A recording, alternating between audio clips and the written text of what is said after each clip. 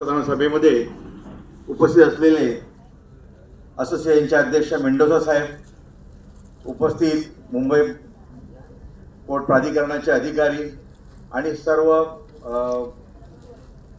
Pensioners असोसिएशनचे अधिक पदाधिकारी आणि आमचे युनियनचे पदाधिकारी, उपस्थित सर्व आमच्या कुटुंबातील पेन्शनर्स कुटुंबातील सर्व पेन्शनर्स,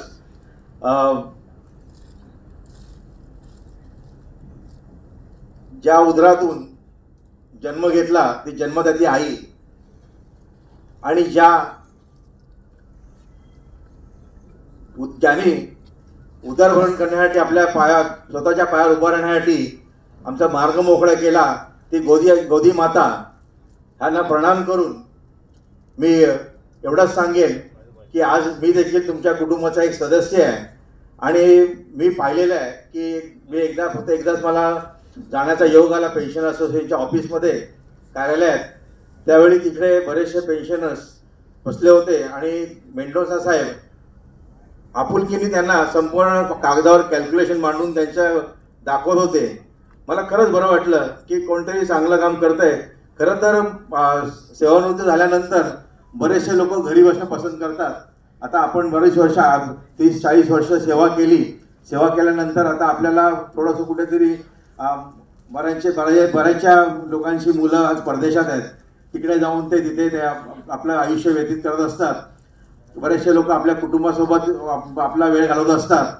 परंतु अशी काही लोक आहेत की जे माझं झालं पण माझ्याबरोबरचे जे लोक सेवानिवृत्त झाले त्यांच्यासाठी मला काहीतरी केलं पाहिजे अशी भावना असणारे श्री मेंडोजा साहेब आणि त्यांचे सर्व पदाधिकारी यांचं मी इथे त्यांना अभिनंदन करतो आणि त्यांना धन्यवाद देतो की ते हे सामाजिक कार्याचा विडा त्यांनी उचलला आहे, त्यात त्यांना यश प्राप्त हो.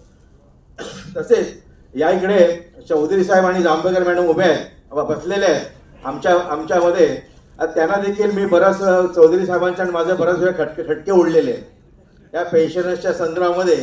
कारण थोडासा आमचा स्वाभाविक शिवसैनिक म्हणून आमचा स्वभाव थोडासा उग्र असतो आणि मग थोडंसं कुठेतरी आमच्या मनाविरुद्ध झालं की आम्ही थोडंसं त्या पद्धतीने व्यक्त होत असतो. आणि चौधरी साहेबांबरोबर माझे बऱ्याच वेळा खटके उडालेले आहेत आणि चौधरी साहेबांना ते देखील माहिती आहे की ज्या पेन्शनर्स म्हणजे सुप्रीम कोर्टाचा आदेश आहे की सेवानिवृत्त झाल्यानंतर त्यांच्या पेन्शनमधून कुठली रिकव्हरी करता येत नाही.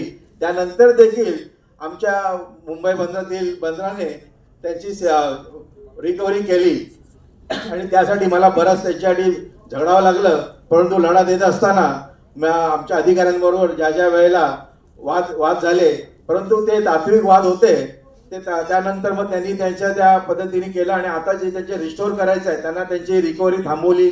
त्यांना जे काही रिकव्हरी केले ते पैसे परत पण केले, परंतु त्यांना तिकडे रिस्टोर करायचं होतं ते रिस्टोर त्यांनी आता करायची प्रक्रिया सुरू आहे.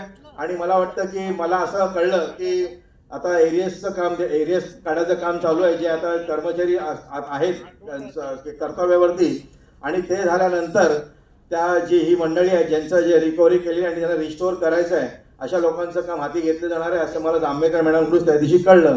त्याबद्दल धन्यवाद दोन्ही अधिकाऱ्यांना. असो, मी पुन्हा एकदा आपण वेळेचं भान ठेवून पुन्हा एकदा मी या पेन्शन असोसिएशनच्या सर्व पदाधिकाऱ्यांना मी धन्यवाद देतो आणि तुमच्या या कार्यासाठी शुभेच्छा देतो. धन्यवाद. जय हिंद, जय महाराष्ट्र.